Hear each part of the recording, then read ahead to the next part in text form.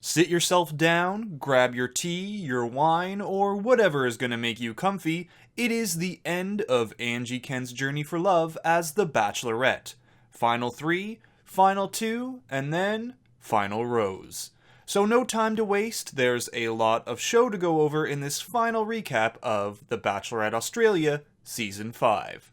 We left Angie after an emotional hometown with Carlin, where the two stormed off crying, but he still got a rose. That's because Jackson's hometown was even worse. With the dude's dad throwing his meat pie bravado around, Wait, I just realized that sounds horribly weird if you haven't watched the other breakdowns. The guy owns a meat pie company. And Jackson, well, he was barely even able to say "I like you" at the end of it all. So Angie's got big questions on her mind, still to be answered. And it's not just Carlin who's got some question marks to figure out. Ryan is still recovering from the "I only came on this show for you, except when I applied for the Bachelorette the year before" scandal. And Timm's got "Is he ready to settle down?" and "Am I ready to deal with his party boy best friend" thing. First up for their final 3 date is Timm. By the way, if you're expecting overnight fantasy suites, I've got some bad news for you. Ain't happening, not on this version of the show. So put your windmill away, Timm, you've got a regular old date to worry about. I know there's feelings there, I just don't know if there's enough. But every time Angie gets around Timm, he's always making her laugh and being a weirdo, which she identifies with and finds endearing. So the two take a big ol' motorcycle ride to a chapel so they can make this thing official. Actually, they'll just be painting with their hands.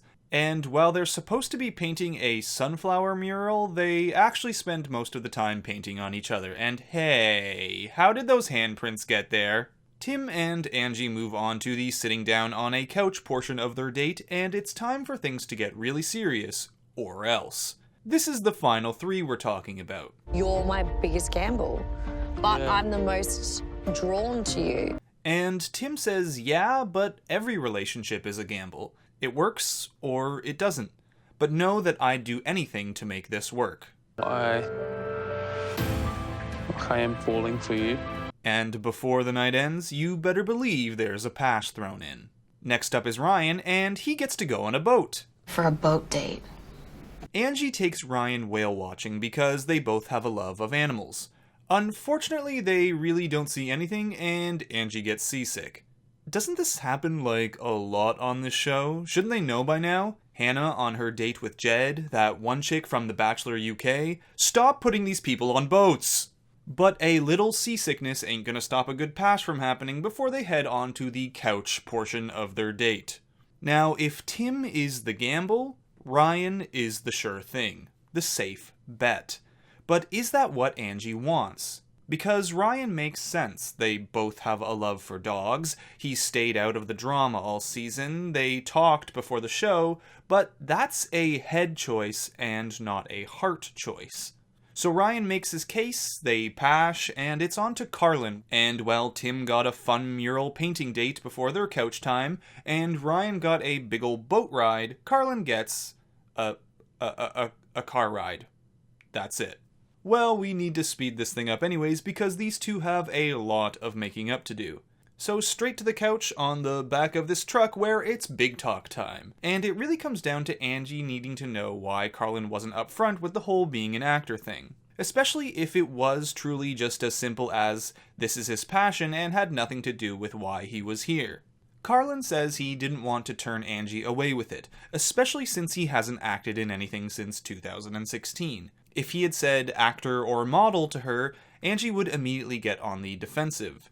And besides, he's not even good at it. If he's that good of an actor, he's not going to be here, is he? Yeah, He's going to be in America. That was somehow both reassuring and a total burn at the same time. So, it's starting to work out.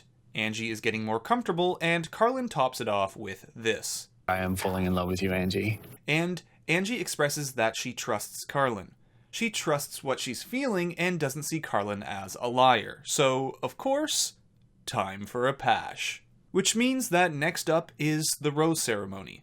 Time for Angie to choose the risk, the safe choice, or a little bit of both.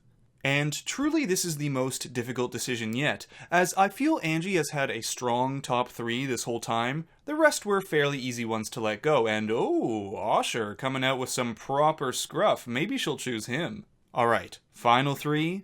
First rose up goes to Carlin. Last 2 left.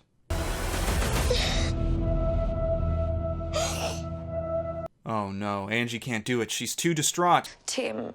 Oh good, she got there. So Timm gets the rose, and Aussie dog guy Ryan goes home, with Angie completely distraught. Why did I do that? That was the wrong decision. And that one's not going to feel good for whoever she picks when they watch the show air. We move now into the finale, the final episode. Will Angie recover from potentially making the wrong decision? Or will this little tidbit of information never be brought up again and we move on like it was never said? What's that? We're moving on as if it was never said? Cool. Alright. So it's the finale. Who will win Angie's heart? Will it be Timm, the jokester with a heart of gold and the looks of Tarzan? The one who can always make Angie laugh? Or Carlin, the man who got the 24-hour first impression rose and swept Angie off her feet with his soft, genuine demeanor? Well, before Angie makes her decision, she's got some dates ahead of her. To help her, Angie's compared both men to dogs. Carlin, the perfect cute cavoodle, or Timm, the lovable three-legged mutt. Also this. Safe option that won't piss all over the floor, or the eccentric one that'll just shit everywhere. Bet Timm loved that comparison. So to start off, the lads get to meet Angie's family, including the no longer undercover brother, and, well, I guess both these guys have pretty much met most of them, as Mom and Dad and Brad were all on the show before. Wait, how did Mom and Dad feel about them again? Oh, that's right, Mom loved Carlin, and what about Timm? It's too much. Ooh, okay, never mind. Let's just move on to something. He's always in your face and jumping out in front of you. I think he'd pest you at the dinner table. Alright, okay, Dad, we get it. So Angie lets the fam know her top 2. Carlin, all smiles over here, and Timm. Timm? Okay. Alright, this Timm shade is getting out of hand. Timm, do your thing. Show these people that you're a real grown-up man and... no. Just turn the camera away. So Timm arrives, and you might remember Timm's a guy who's pretty prone to letting his nerves get the best of him, like his time on that fancy outfit one-on-one. So naturally, he's as nervous as ever meeting the family, and he fidgets at the table, he tries his best not to swear. Excuse me. And soon it's time for Timm and the family to sit down, and the questions come flying out. What do you offer that Carlin doesn't? What about that party lifestyle? You're pretty young. Wait, that wasn't a question. And Timm's like, hey, I shaved my mustache, what more can you want to know that I'm serious? But Timm then busts out the honesty, telling the fam that Angie lights him up and they laugh and enjoy life together, which starts to win them over. Even Dad says he'll let Timm in, on one condition. Get those scissors out and lob that man bun off top, that's all. Alright, now it's time for Carlin's turn with the family, and when it cuts to Brad, he expresses the family's one big concern for him. Can Carlin be funny? Gosh, what a concern. And so he comes in and Mom and Dad are like, Carlin, hey, come sit down. Would you like anything? Wine, food, our blessing to marry our daughter? Alright, Mom's going to start the questioning off. Timm. Oh my God. Oh. Really, Mom? Calling him by the other dude's name? Well, this turns out to actually be even more of a blessing for Carlin, because everyone then starts laughing, and Timm, I mean Carlin, takes it in good stride and actually cracks a few jokes. And everyone's like, oh, he does have a sense of humor. Once Mom gets the name right, she sits down with Carlin and asks about his previous marriage. Carlin opens up about the experience and how he's grown from it, then tops it off with a I'm falling in love with your daughter, which gets Mom all sorts of smiling. And this family grilling is just really smooth sailing for Carlin. Alright, let's send these guys out of here so the family can dish on what they really thought. Up front, they tell Angie that they didn't expect Timm to be in the final 2. They did envision Carlin being there, but ultimately they're happy with whoever she chooses. But come on, this group was just googly for Carlin, there's no doubt about that. So each man has one more date to solidify himself in Angie's heart, starting with Carlin. The 2 play Survivor Man out in the wilderness. I can literally say anything I want. I have hemorrhoids! Doesn't even matter. Before it's time to kayak, pash, swim in a watering hole, and pash some more. And on the couch, Carlin lays it all out on the line. He's in love, and all he wants is to go out and be in a relationship with Angie. I am in love with this girl.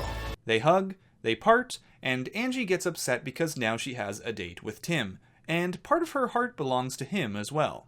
On their date, Angie brings Timm on a hot air balloon to watch the sunrise. I'm excited that I get to do it with Timm. Not do it. Go on the balloon. And Timm's like, ¿Por qué no los dos? the two fly high, and as per usual, Timm is Timm and makes Angie laugh, before the dates move to a pool party for some pashing. Then, it's Timm's turn for his last plea. I'll love you until you, you have no idea. And Angie's like, I can't picture you around. Then Timm's like, if you choose him, I'll know you've made the best decision for you. And she's like, the best decision for both of us. And I don't know, that's some pretty suspect language. Like, why would you say that if you were leaning towards picking Timm? But there they part ways, and it's time for Angie to make her final decision. Timm or Carlin. And if you've watched The Bachelor or Bachelorette before, you'll know that whoever comes out of the limo first, or I guess in this case whoever comes out of the bushes first, is always the one who's about to get dumped. So, who's it gonna be? It's Timm. They hold hands, and Angie goes on about their experience together. She even calls him a soulmate. But There's always a but. I think a part of me... Don't cry. Do not cry. Hey. And Timm is like, don't be sad, be happy. He's so happy he's met her, and that she shouldn't cry about their relationship. I love Carlin. If I could pick anyone to treat you like you deserve to be treated, it's him. Wow, that's big. I mean, there's a very cynical part of me, because, I watch The Bachelor a lot, that thinks he's saying that because he's relieved, but I'm going to give him the benefit of the doubt for now and say that that was really mature of him and kind of wonderful. He then gives her this ring to remember him by, which, low-key, she better take that thing off before Carlin comes out, just saying. Angie's devastated. She knows Timm will no longer be in her life. I'll be in your life. No, you I'll won't. be sliding the DMs. With one last joke, Timm is off. Soulmate. But. And this is it. The Bachelorette AU comes to an end here with Carlin and Angie. They hold hands, and Angie talks about how Carlin has not been the typical guy she's gone for. He's put together, and she's not. And she doesn't just want the perfect guy, she wants the perfect guy for her, and... I feel like you are the perfect guy for me. And I'm completely falling in love with you. The final rose, the final pash. No engagement here, as that's not really the Bachelorette Australia way. Just a commitment ring. And Angie and Carlin head off into the sunset. Or the jungle, or whatever. I could be pregnant. I'm just kidding. So that's the season. Angie and Carlin are still together, and it's been, over a month since the final episode aired? Talks are currently that Angie's looking at places in Sydney to move into, so they can be together and not doing long distance. Nice that by the time I finished the show, they hadn't broken up or anything, which has been known to happen here and there in the Bachelor world. So thanks for watching this season recap with me. I hope you enjoyed it. Won't be long until we're back to the Bachelor US, and until then, Bachelor Fantake, out.